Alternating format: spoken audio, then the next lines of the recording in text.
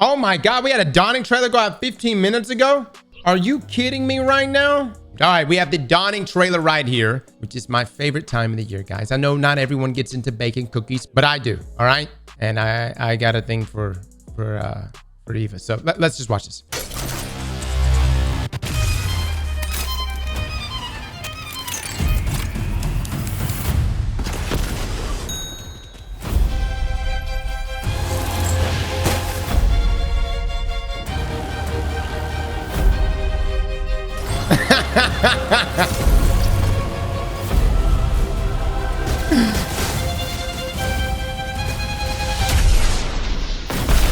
Does it shoot like a snowball?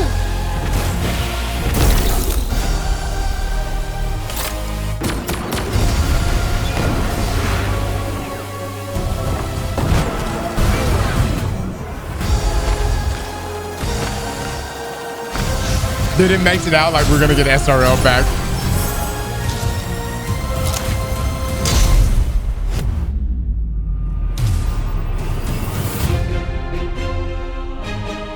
Okay. That's a much more hype dawning trailer than what we ever get. I just want to say. Armor looks good. All right. We've got a glaive. That's the main weapon we're getting. It's called Albedo Wing. And before you ask, is it stasis? Considering, look, we see the animation. Hold on. Watch it shoot right here.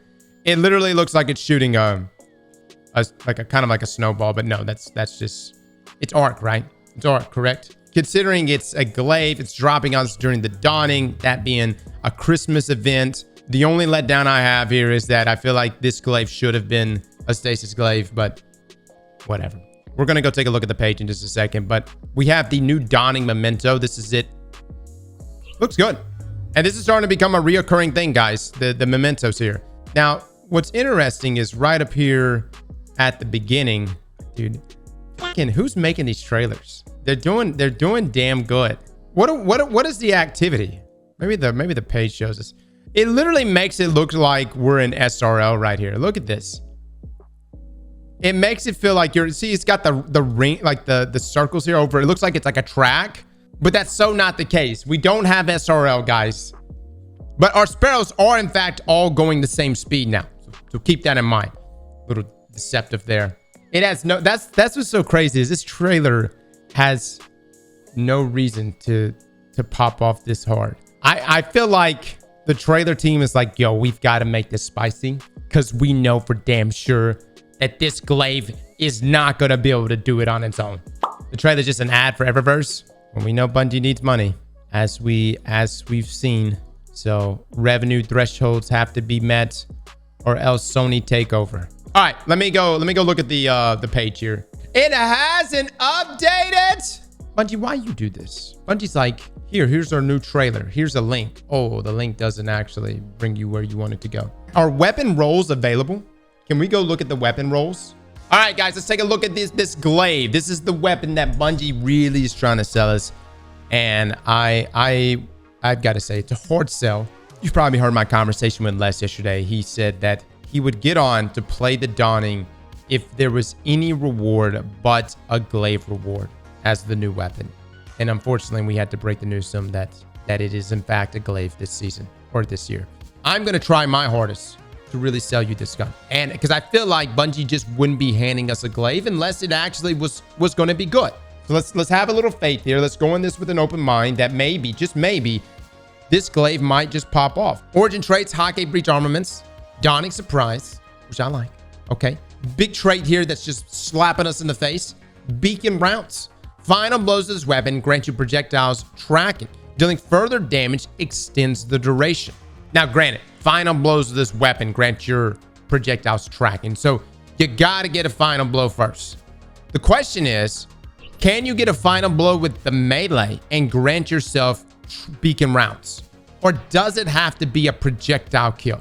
Because if it's got to be a projectile kill in order to proc beacon rounds, what, Bungie, what is this? What are you trying to sell us? Because that ain't it, man. That is not it. I doubt it, as it says this weapon.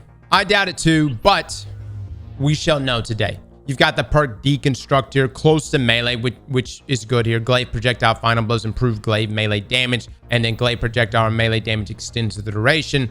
a nice buff there, man. You're looking at 30% there for your melee damage being increased. You've got Demo. You've got Golden Tricorn. There are some things here that we may be able to make a play with.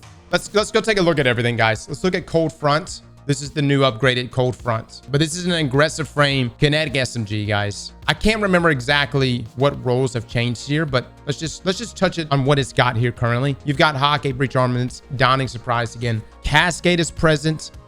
Rewind Rounds is present. Okay. Stats for all, 1 for all. Subsistence is also on this thing. Rangefinder. PvP roles don't look that crazy. Like, I don't see anything here that I would want to take. I mean, Rangefinder got a nerf there. Doesn't even offer benefits to range anymore. But again, it still offers its other benefits, right? But there's so much competition, in terms of SMGs that I would just prefer to use. But PvE, this looks interesting, man. I'm curious to see like what a cascade role could pull off. Final blows are sustained precision hits with another weapon, increases weapon rate of fire for a short duration. We can honestly utilize this even inside of PvP. If you're rocking a waveframe grenade launcher in the energy slot, you do a tap the trigger cascade point roll. Okay, you go in there, you get a final blow with your GL, and immediately swap off, and you're gonna have Cold Front blowing its load substantially faster. But it's got 7 stability. You better be pulling down on them joysticks. You better be yanking on it. I actually love Cold Front, guys. I have a few. I keep rolls of Cold Front. Let's see. I've kept a few. I know I've got a Frenzy Subsistence roll, a Rangefinder tap the trigger roll, but again, Rangefinder got nerfed. I don't even care to use it. But I have kept a few rolls. I think this year Cascade is going to be the big one with tap the trigger, especially now that Rangefinder's been nerfed. And then as far as, PvE goes, I mean, I think that Frenzy Subsistence roll is still good. Maybe even because when you get to in-game and you've got ads that are really, really thick, who knows? Maybe Rewind Rounds Frenzy is the better option. I may actually go that option over Subsistence there, because it's not like you're chewing out a ton of kills over and over. All right, what's the other one? What's the Pulse Rifle? Stay Frosty. All right, let's take a look at Stay Frosty, guys. Okay, because again, this is a lightweight frame pulse rifle. It's got the Omlon Fluid Dynamic Origin trait, which is what you're going to want to mainly use, especially in PvP.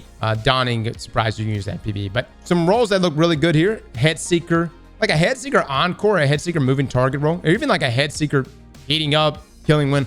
All of those would be pretty good. It's got Desperado, and I'm trying to remember if the previous roll had Desperado. Let me pull this up.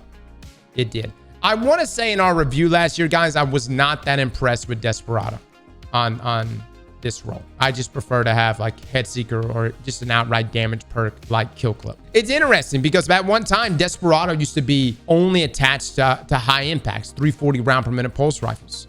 And so to see it on a lightweight frame, it is interesting. But I just I wasn't that crazy about it. Granted, Desperado's been nerfed over the years, but Head Seeker, Kill Clip, and a number of different traits in that first column. Moving Target being good because it helps you on the front end. The others requiring a kill, whether it's Heating Up, Tunnel Vision, Encore, etc. All those will require, of course, kill activation.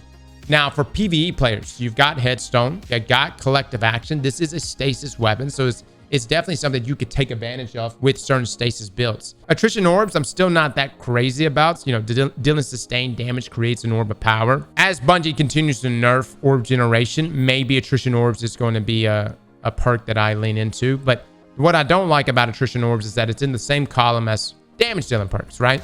And I don't want to take away from that. Attrition Orbs will work best with the Glaive, though. Perhaps. It does proc off of the melee, right? It is the same weapon, but it's got a new paint job and it's got new perks. Guys, this is a free event. This is a Christmas event. Here's the thing. Back in my day in MMORPGs, you know what you fucking got during Christmas? You got whatever random shit the devs decided to give you. It could be a Santa hat. It could be elf ears. And then that was it. That was the whole event. Now, in some cases, those items go on to be the most desirable, most expensive items in all of the game. But the point is, that was what Christmas events brought. You don't sit here and expect the most meta weapons to come out of this shit. All right, let's move on. Let's look at Glacioclasm. Oh, Glacioclasm has a sexy new paint job as well. All right. We've got Reservoir Burst and Repulsor Brace. Chad, what kind of synergy can we pull off here? Because Reservoir Burst doesn't dip into Void 3.0 as is, right? I guess we could do like Gerfalcons. Overflow, Control Burst, fantastic for damage. Without a doubt.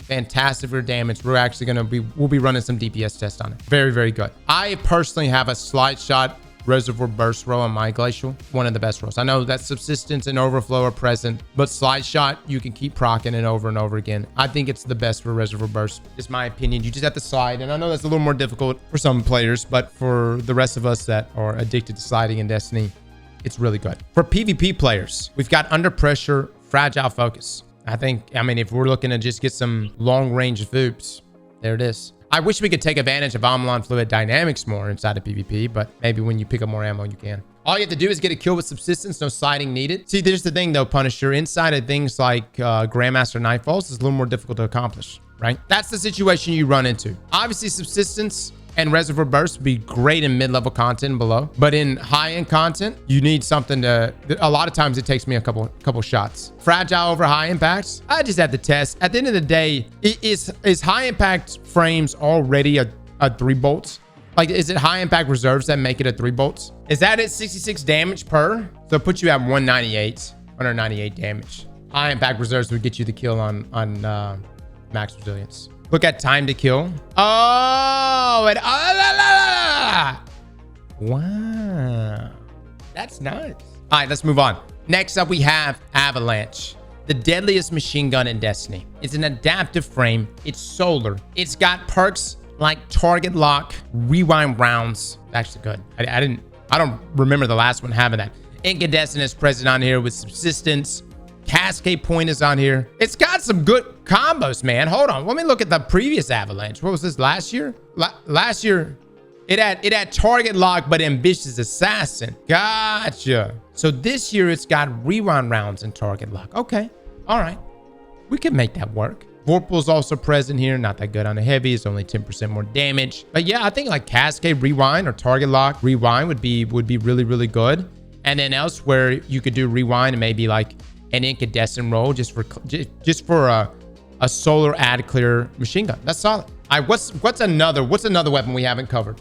We've done the pulse rifle, the SMG, the glaive. Oh yeah, the sword. One of the most unique things about this sword, it is the only sword that rolls with the trait Cold Steel.